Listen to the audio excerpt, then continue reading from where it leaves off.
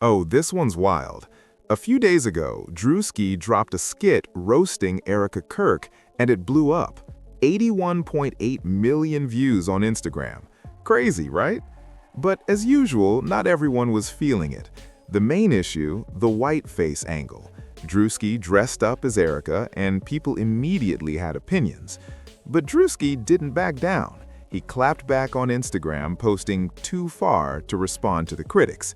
Here's where it gets even more interesting. In a carousel of about 12 to 13 photos, pictures 5 and 6 caught everyone's attention. In one, there's an older white man holding a Billboard magazine featuring Druski. And then, in the next, you see the same guy with a young Druski as a kid. Naturally, this has sparked a ton of conversation online, with people trying to figure out the backstory and what it all really means. It's one of those moments where the backstory is almost as interesting as the skit itself. Fry's white granddaddy that he absolutely resembles and looks like is hella funny. Then white people said, racist. He said, wait, I'm white. So check this out. The internet went wild over this rumor claiming that a certain Caucasian man was Duski's grandfather, like you probably even heard in the clip. Some folks were straight up insisting that Druski actually looked a lot like this white guy. But hold up, we would later find out that it was totally false. That man was actually just Druski's neighbor, the dude he lived next door to as a kid. So really, Druski was just showing a little love to someone from his past. But here's the thing, it sparked a bigger thought for me. And that thought wasn't, oh, Druski's got a white relative. No. What it made me realize is that even though Black Americans sometimes carry a negative view toward white people, there's a side nobody really talks about.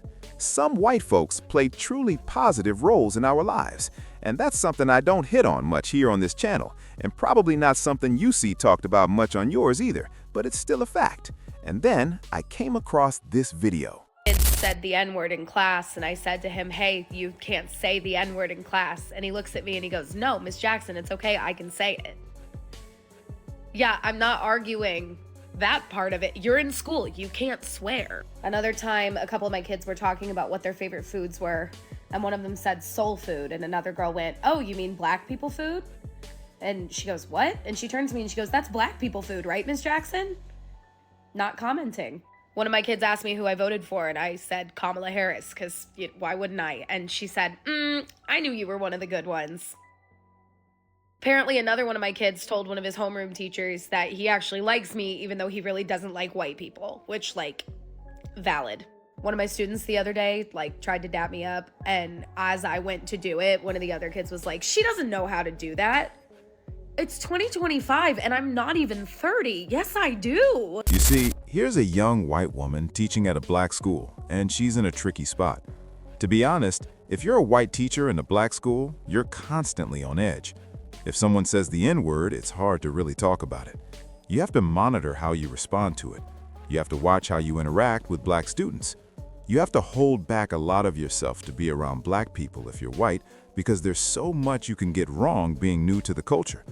You have to understand the culture, and sometimes, and I'm not saying everyone, but you almost have to downplay being white to connect with black students. This is a fact. If anyone disagrees, leave it in the comments.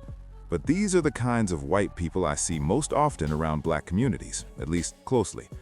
Another thing is, many white people have a big impact on the development of black lives.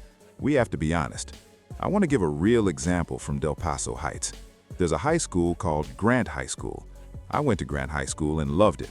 We had a legendary coach named Mike Albert Genie. Mike Albert Genie was a Sacramento native. He went to Mariloma High School. He went to Sacramento State University. He coached baseball and is probably one of the best in Sacramento history. But he's known as the football coach at Grant High School, and he endured a lot from the black community. People called him names, parents threatened him, but he stayed. He worked at Grant High School for over 53 years. He passed away in 2025. Most black people understand that, and I want to tie it back to Druski.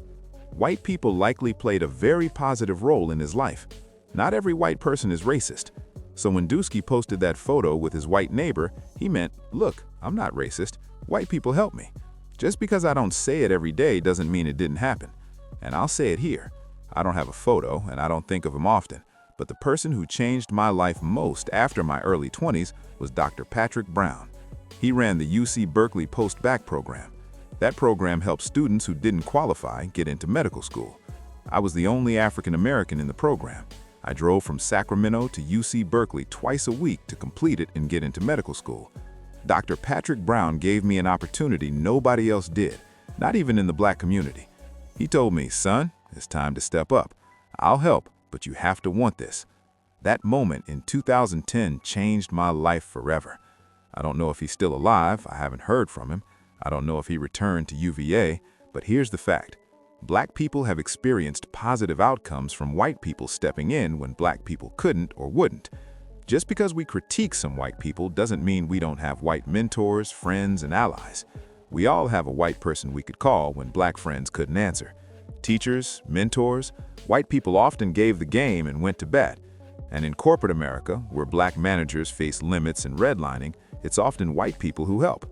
Many times when help came or issues arose, Black folks were involved. He's right. This is one reason some Black people left Black communities. The lifelines weren't always there, they existed elsewhere. And in self-esteem, sometimes a white person said, "You can do it, you can be somebody." Look at Mike Tyson and his first coach, Cus D'Amato. He wasn't the same after Cus passed, or Teddy Atlas. It's a bigger conversation. I know I'm going deep. I usually don't talk about white people. For all the white people who positively impacted Black lives, you know who you are. I want to say this sincerely. Thank you, and we never forget. Just like Druski never forgot what that white neighbor said, "You're talented. You can do X, Y, and Z."